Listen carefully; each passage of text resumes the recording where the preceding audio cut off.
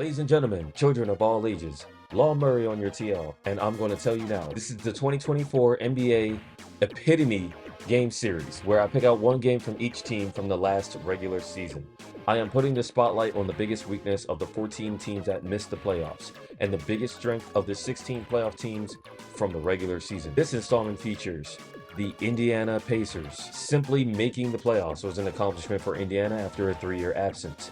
The Pacers established themselves early as a force offensively behind All-NBA point guard Tyrese Halliburton. But in January, Indiana became a more well-rounded team by trading Bruce Brown, other players, and 3 first-round picks for contract year power forward Pascal Siakam. Indiana stayed out of the play-in tournament as the 6th seed with 47 wins, and they upset the 3-seed Milwaukee Bucks in the quarterfinals and the 2-seed Knicks in the semifinals to make their first Eastern Conference Finals in 10 years. The Pacers were swept by the eventual champion Celtics, but no team played the Celtics closer in the playoffs before the finals than Indiana did, despite Halliburton missing the end of the series due to a hamstring injury. The epitome game for the Pacers came at Miami on the second game of a mini-series to begin December. The Pacers lost the previous game despite scoring 132 points and did not have Halliburton due to injury and illness. The solution for the Pacers?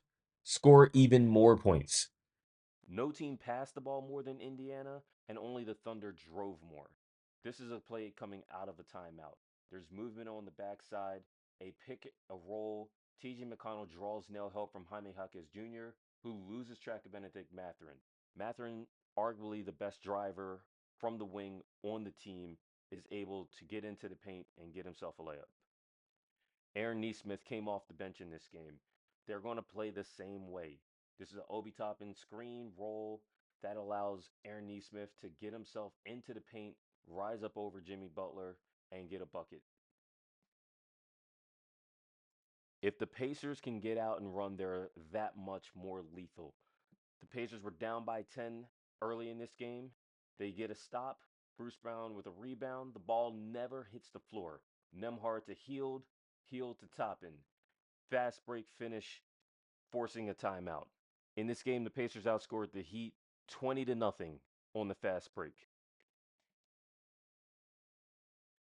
Even when the Pacers are slowing it down and don't have Tyrese Halliburton and haven't traded for Pascal Siakam, this is just how they play. Bruce Brown goes away from the Miles Turner screen, gets middle, a drive, a bucket, and that was a 30-point game for Bruce Brown, who would later be traded for Siakam.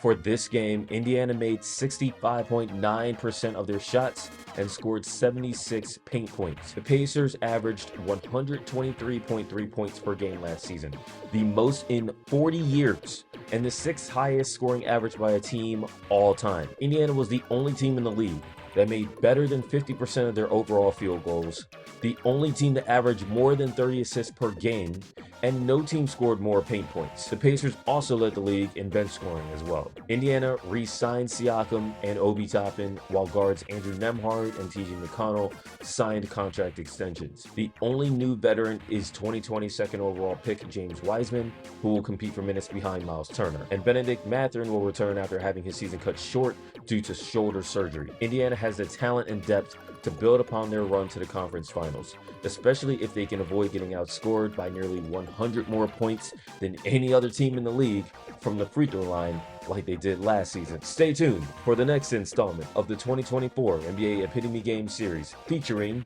the Minnesota Timberwolves.